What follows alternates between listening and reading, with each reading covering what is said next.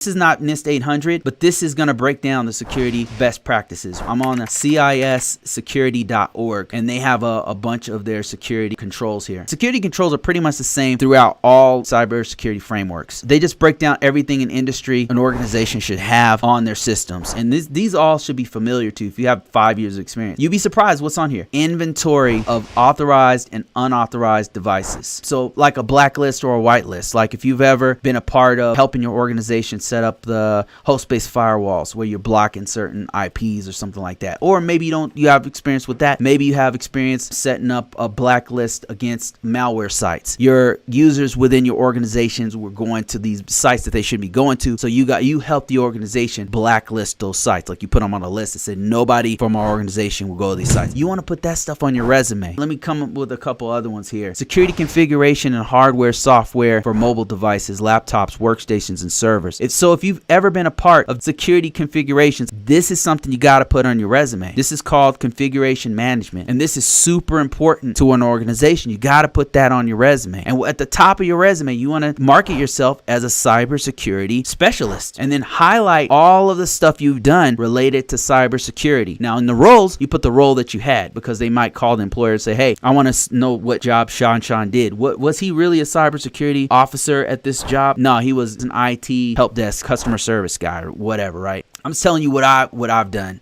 and it's worked. So the very first thing I put on here is cybersecurity risk management framework. The reason I put this stuff in here is because the key words is what this algorithm is looking for. People are contacting me. These are jobs. Some of these are jobs. People watching out and calling me because my resume is dialed right into cybersecurity.